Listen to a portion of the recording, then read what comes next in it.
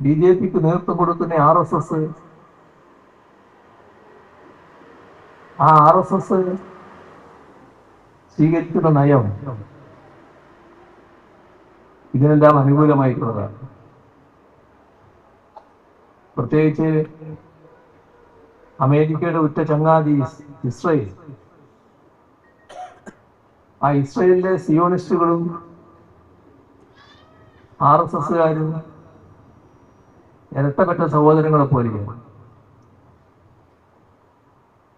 അതിന്റെ ഭാഗമായാണ് ഇത്തരമൊരു നിലപാട് പൊതുവെ ഉയർന്നു വന്നിട്ടുള്ളത്. രാജ്യത്തിന്റെ ആകെ ചിത്രം പരിശോധിച്ചാലോ, നരേന്ദ്രമോദിയുടെ ഗവൺമെന്റ് ഒരു വ്യാഴവട്ടം പൂർത്തിയാക്കാൻ പോവുകയാണ്.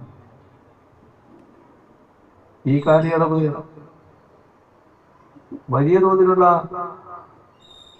ദുരിതമാണ് നമ്മുടെ രാജ്യത്തിന് സമ്മാനിച്ചത്. രാജ്യത്ത് സാധാരണക്കാരായ ആളുകൾക്ക് ജീവിതം ദുസ്സഹമായിരിക്കും. അത്രമാത്രം ജനവിരുദ്ധ നടപടികളാണ് സ്വീകരിക്കുന്നത്. ഇന്ത്യ ദരിദ്രരുടെ എണ്ണം കൊണ്ട്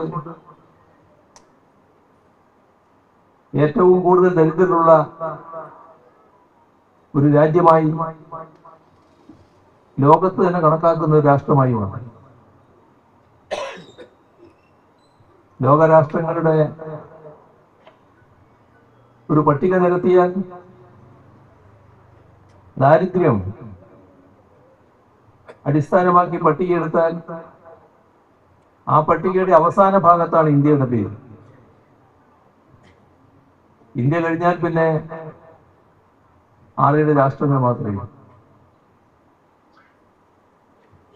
ഇതാണ് ബി.ജെ.പി ഗവൺമെന്റിന് കീഴിലുള്ള രാജ്യത്തിലെ ജനങ്ങളുടെ സ്ഥിതി.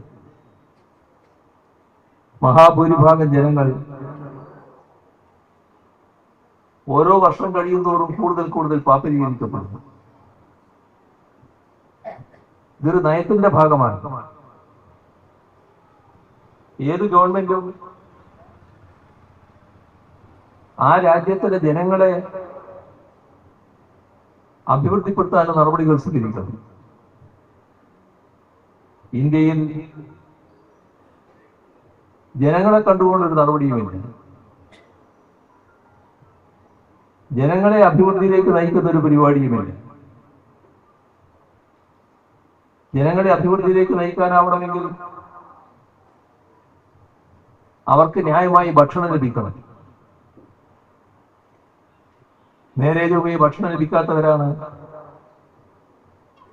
ഇന്ത്യയിലെ മഹാഭൂരിഭാഗം ജനങ്ങൾ.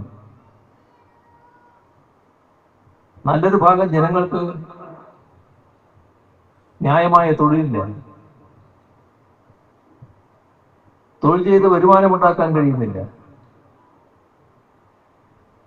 ഇവിടെ ഇന്ത്യ ഗവൺമെന്റ് തൊഴിൽ രംഗത്ത് സ്വീകരിക്കുന്ന സമീപനം പൂർണ്ണമായും മുതലാളിത്തത്തിന് അനുകൂലമാണ്. തൊഴിലാളികളുടെ അവകാശങ്ങളാകെ ഹനിക്കുകയാണ്. സ്ഥിരം തൊഴിൽ അതുപോലും ഇല്ലാതാക്കുന്നു. തൊഴിലാളികൾ ത്യാഗപൂർവമായ സമരത്തിലൂടെ നേടിയെടുത്ത അവകാശങ്ങളാണ് ഓരോന്നോരോന്നായി ഇല്ലായ്മ ചെയ്യും. അവസാനം ഇപ്പൊ അംഗീകരിച്ച നിയമത്തിലൂടെ വന്ന ലേബർ കോഡ് പൂർണ്ണമായും തൊഴിലാളി അവകാശങ്ങളെല്ലാം ഇല്ലാതാക്കുക. എല്ലാ പരിരക്ഷയും കോർപ്പറേറ്റുകൾക്കും വൻകിട മുതലാളിമാർക്കും. ഈ അവസ്ഥയിലേക്ക് കാര്യങ്ങൾ എത്തിയിരിക്കുന്നു. നമ്മുടെ രാജ്യത്ത് സർക്കാർ നൽകുന്ന തൊഴിലുകളുണ്ട്, രാജ്യത്തെ പൊതുമേഖലാ സ്ഥാപനങ്ങളുണ്ട്. അവയിൽ ഇപ്പോൾ തൊഴിലവസരമില്ല. റിട്ടയർമെന്റ് വന്നാൽ പുതിയ ആളുകളെ നിയമിക്കുന്നില്ല. ആളുകൾ പിരിയുമ്പോ ആ തസ്തികയിൽ നിയമനമില്ല. ഫലപ്രദമായ നിയമന നിരോധനം. വലിയ സ്ഥാപനങ്ങൾ ലക്ഷക്കണക്കിന് ആളുകൾക്കാണ് തൊഴിലവസരം നിഷേധിച്ചിരിക്കുന്നത്. ഇത് ബോധപൂർവം ഇന്ത്യ ഗവൺമെന്റ് സ്വീകരിക്കുന്ന നടപടിയാണ്.